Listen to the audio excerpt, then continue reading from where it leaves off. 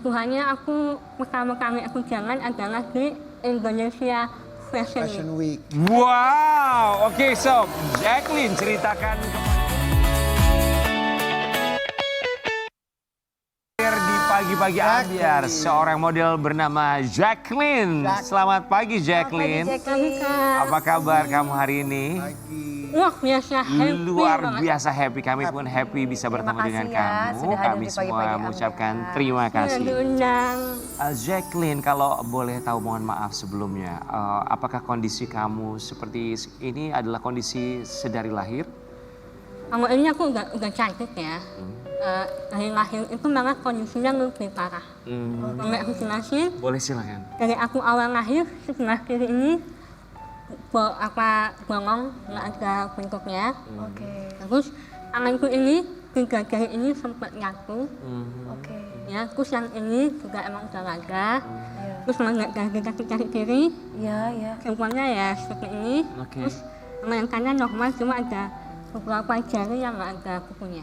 Baik, Oh, ya, ya. artinya memang sudah dari lahir ya, Ya. kemudian ada tindakan yang dilakukan pada bagian wajah. Ya, jadi aku menjalani operasi dari usia bayi 3 bulan sampai terakhir operasi di Singapura itu kelas 4 SD. 4 SD. Tapi Jacqueline, yang membuat kita benar-benar Salut. salut dengan kamu adalah kepercayaan diri yang begitu luar biasa sekali. Gimana sayang kamu bisa punya rasa percaya diri itu dengan kondisi kamu yang spesial dari Tuhan? Kembali lagi, setiap hidup aku merasakan hidup adalah sebuah hadiah dari Tuhan. Ya, Secara artinya siapa sih yang nggak senang, yang nggak happy dapat hadiah? betul. Dan aku melihat hidup adalah sebuah hadiah yang harus disyukuri, harus dirayakan, dan digunakan sebaik-baik mungkin. Wow, luar Disyukuri biasa. dan dirayakan. Terima kasih banyak sudah mengingatkan kami akan hal itu. Lantas gimana awal mula kamu menjadi seorang model? Jadi aku tuh awalnya di tahun 2024 di Instagram aku sempat lewat konten model disabilitas Indonesia. Konten model Konten model disabilitas disabilitas Indonesia. Indonesia. Jadi itu kayak sekolah model disabilitas, namanya adalah Layak School, di mana di sekolah itu modelnya adalah semua anak-anak disabilitas yang dilatih secara profesional oleh model-model profesional juga, Wow. kayak Laura Mulyadi dan Kak Bubah. Buba Alfian. Ya. Wow, thank you Ya. Buba Alfian. Terus ada beberapa banyak model lainnya juga yang ikut melatih kami sehingga kami bisa menjadi para model profesional. Oke, pertama kali kamu menjadi seorang model itu apakah model runway di atas catwalk atau foto model? Puji Tuhannya pertama kali aku jalan adalah di Indonesia Fashion Week. Fashion Week. Wow, oke sob, Jacqueline ceritakan kepada kami apa rasanya jalan di Indonesia Fashion Week sebagai seorang model ketika kaki kamu pertama kali melangkah dari backstage menuju runway yang banyak sekali penonton menyaksikan. Pertama ini adalah bisnis yang nggak pernah ada dan semua juga berkat Tuhan dan semua orang di belakang aku. Awalnya kami tuh diundang sebagai muse oleh salah satu desainer Indonesia, Tante Nita Sando Aji. Dia mengajak kami untuk menjadi muse di Indonesia Fashion Week. Ini kayaknya wow, kayak aku bertemu dengan para model-model yang luar biasa juga, yang profesional juga. Dan akhirnya aku tidak mau membuang kesempatan itu.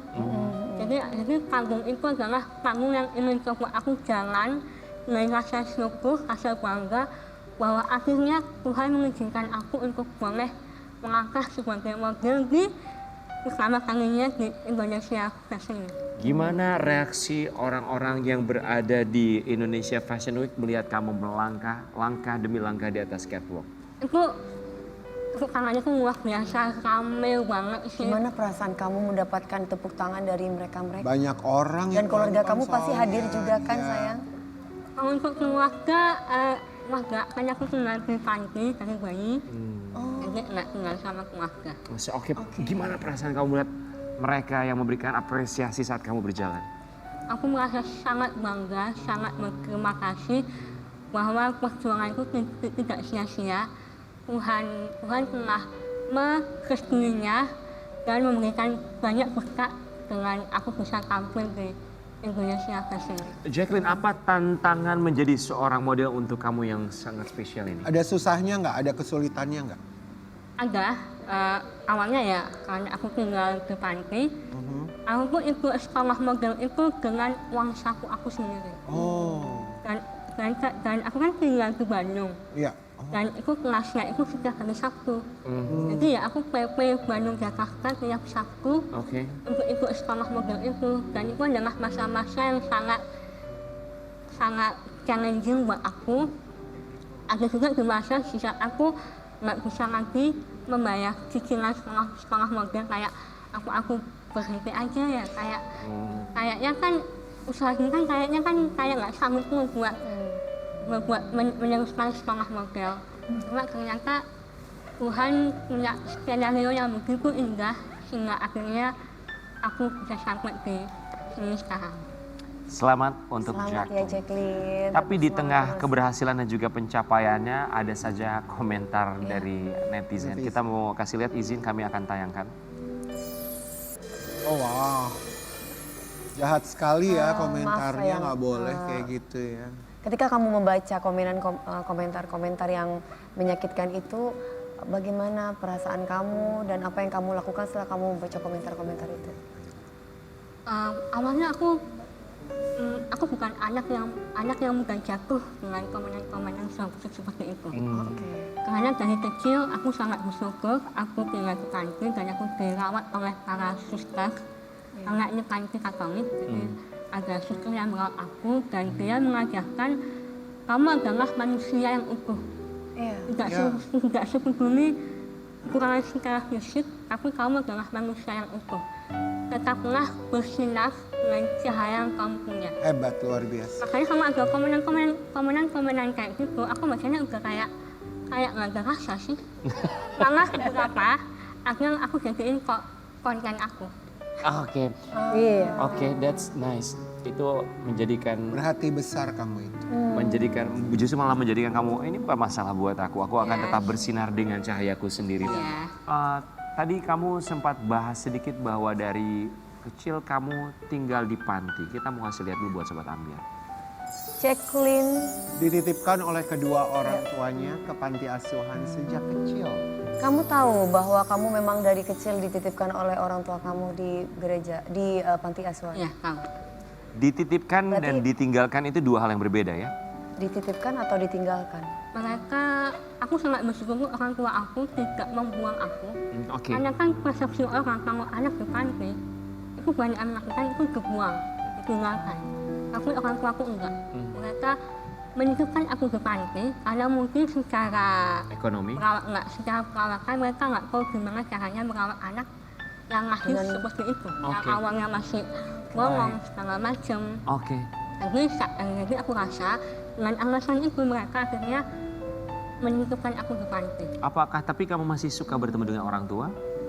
Aku juga jarang pulang sih sekarang karena aku juga udah kerja di panti sambil kuliah juga. Berarti kamu sudah tahu orang tuanya siapa? Udah. Ketika kamu dipertemukan dengan orang tua kamu, mereka apa kamu punya alasan sendiri kenapa? Itu makanya kamu bisa ngomong alasannya ya? Maksudnya orang tua aku masih mengunjungi aku. Cuma itu dari bapak. Kalau ibu karena aku punya adik, jadi dia harus menjaga adik di rumah. Kalau bapak dari aku bayi sampai aku selesai SMA, dia masih mengunjungi aku sebulan sekali. Oh, berarti terakhir ketemu SMA? Ya, 2017. 2017. Kalau ibu terakhir ketemu? 3 tahun yang lalu saat aku kenal ibu.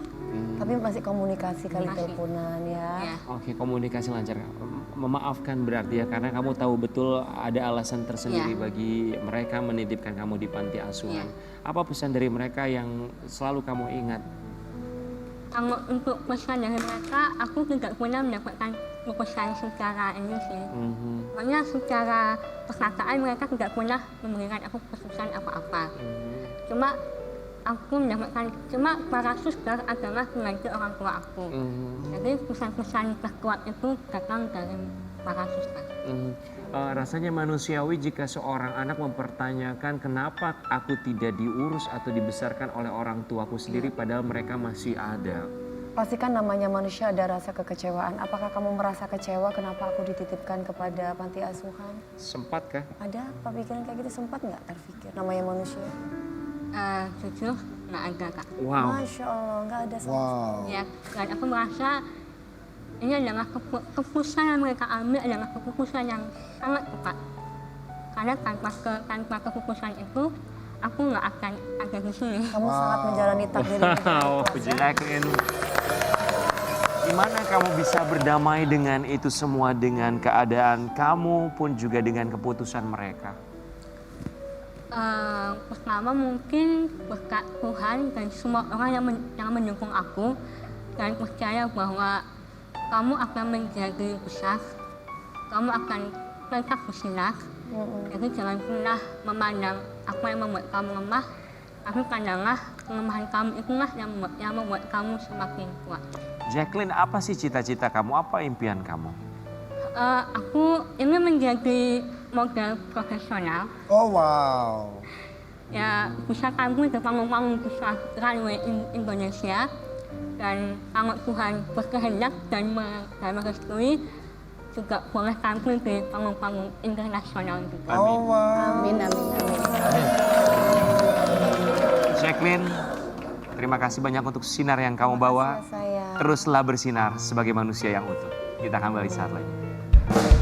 Hari ini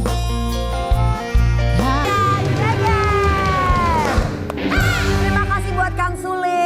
Terima kasih, Mama Kang Sule, Meriam Mama. Belina. Jacqueline, terima kasih. Rosa Meldianti.